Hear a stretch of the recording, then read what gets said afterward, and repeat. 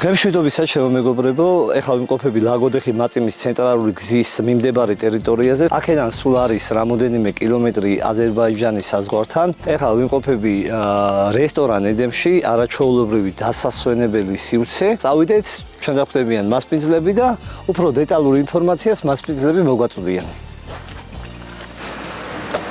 გამარჯობათ. გამარჯობათ. მადლობა დახვედრისთვის. ნიკასთან დავიწყებ გასაუბრებას, ხო?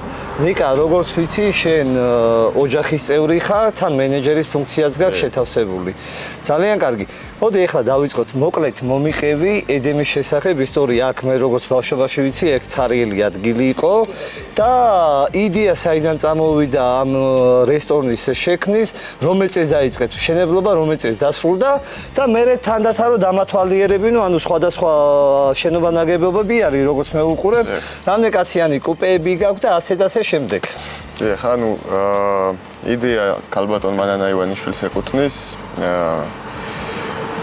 დაიწყო დაახლოებით 7 წლის წინ მშენებლობა და გახსნილები ვართ დაახლოებით მე-3 წელია უკვე. ანუ 20 წელი მშენებლობის პროცესი მიდიოდა. უკვე მე-3 წელია რაც ფუნქციონირებაში ესე ვთქვათ მოვიდა რესტორანი ედემი.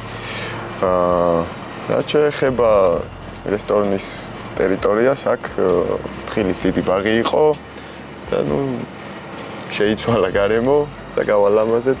და სახელწოდება აქედან წამოვიდა ედემის, ეს მაინტერესებს, ედემი ვისი იდეა იყო? ქალბატონი მანანა ივანიშვილის დამფუძნებლის. ანუ თხილის ბაღებიდან შექმნილი რესტორანს დავარქვით ედემი. ნუ რა, გარემო ისეთი შეიქმნა, რომ ესე გეგმაში არ იყო რაღაც განკუთვნილი, რომ ედემი უნდა დაგვერქმია. გარემო რომ შეიქმნა, იქიდან გამომდინარე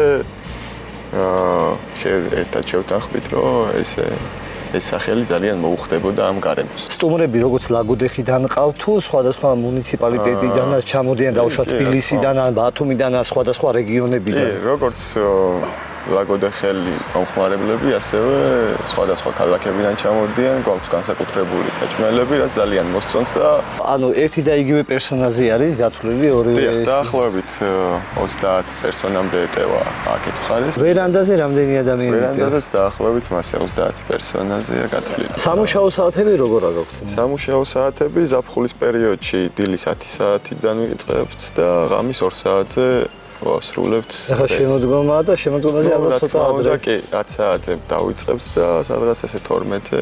შევეხები უკვე თქვენს კულინარიას და გასტრონომიას.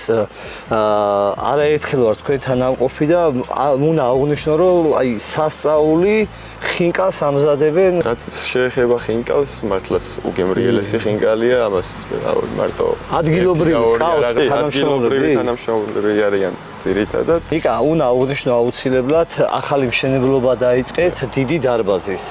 და მოდი დიდ დარბაზზე რო ვისაუბროთ, თან გავიდეთ დამათვალიერებინეთ. სტუმრების დიდი მოთხოვნაც იყო, ხშირი მოთხოვნა იყო ის, რომ ქორწილები, მსგავსი რაღაცები, რის საშუალებითაც იმ ტერიტორიაზე არ გვაქვს მაგალითად 200-300 პერსონა რომ მოვათავსოთ და გავუმასპინძლდეთ.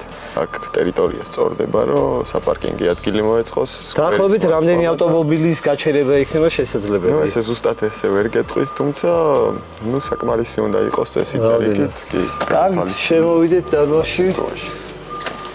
მოცულობით მართლა კაი დიდი დარბაზი არის. რამდენ პერსონაჟი არის გათვლილი ახლა ეს დარბაზი ნიკა?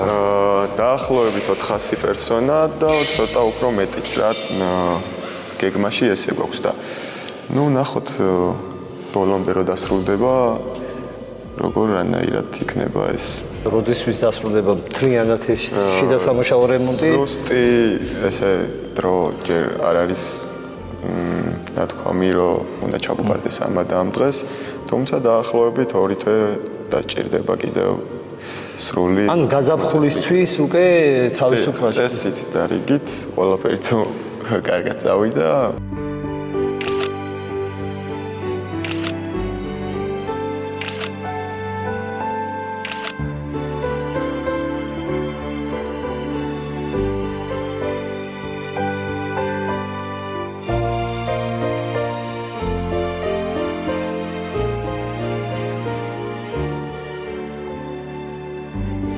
ნიკა, მადლობა დახვედრისთვის კიდევ ერთხელ. მადლობა თქვენს. მალე დამთავრებას გისურვებთ, დარბაზისა, მალე გახსნას გისურვებთ, ბევრ სტუმარს გისურვებთ, ბევრ ვიზიტორს გისურვებთ და წარმატებები ჩემო მეგობარო რომ შენ და რესტორანედებს. გემშვიდობებით, საუკეთესო სრულებით, მალე შევხვდებით, დროებით კარგად ბრძანდებოდეთ. ნიკა, კიდევ ერთხელ დიდი მადლობა. ყველაფერს თქვენს მადლობა უღმის.